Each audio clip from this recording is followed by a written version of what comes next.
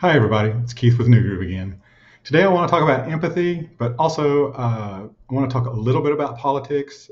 Beth and I don't want New Groove or Making Friends with Feelings to be about politics, but it's something that I think is so much in the forefront of what everybody's experiencing right now. It's important to talk about it. And empathy does play into our current politics. So I know it wasn't that long ago that somebody said empathy might be the downfall of civilization, or whatever it was that was said, was sort of disparaging empathy. Now, without empathy, there is no kindness, there's no caring, there's no compassion, and there's no understanding. So how this kind of ties into politics a little bit, other than that one little bit, is if you're an adult and you can imagine how much you're struggling right now with somebody telling you what you're going to do and making decisions that impact your life that you don't want. You don't want the results of these decisions that are being made for you. And you're being told that this is how it's going to be, and you're just going to have to deal with it. Imagine how your children are feeling right now, because not only are they feeling what you're feeling, they are also dealing with the same thing because children don't have a lot of self autonomy. They don't get to make a lot of decisions for themselves.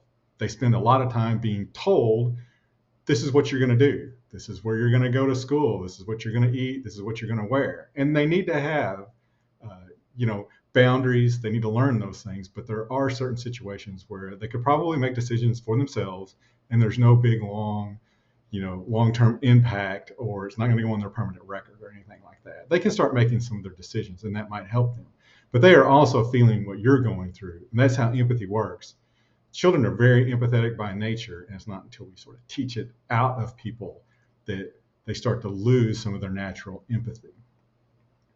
So I've been feeling like I probably need to say more about kind of what's going on, and I've been reading more and more about the the fights and the violence in schools, middle school and high school. You can go and find your own statistics from whatever source you want.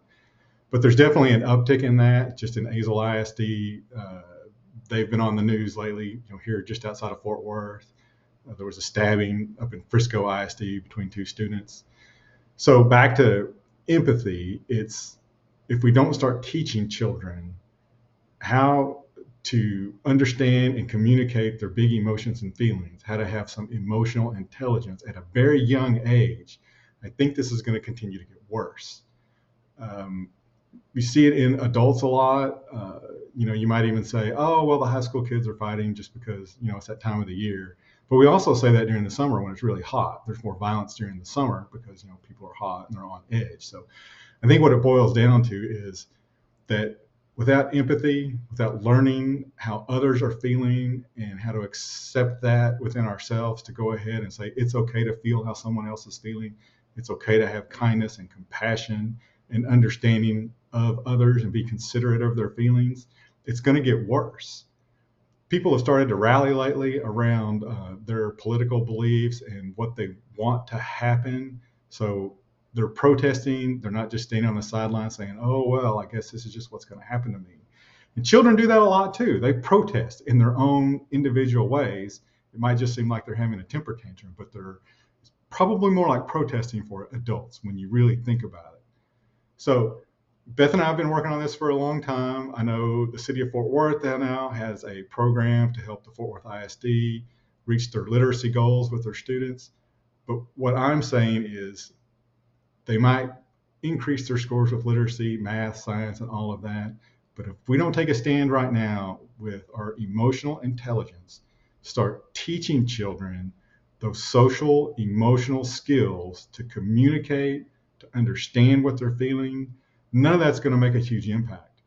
They're going to be better students if they learn this at a young age. If Beth and I can't do this all on our own. So if you're out there, if you happen to be listening, if you know somebody that might be able to get this program implemented in schools or daycares or YMCAs or whatever it is, we're going to start to need some help now. We need more people on our side protesting for what we're doing, trying to get the word out and helping us get that word out, or we're not going to make a difference soon enough. We need to do it now. it has become urgent in a way that politics has now become urgent and it's on the forefront of everybody's mind. So thanks. If anybody wants to get together and create a circle or a group of friends to talk about empathy or any of these other things that I've been talking about, just reach out to us. We'd love to have a group of people online or together here in Dallas in real life. Just reach out and let us know. Thanks.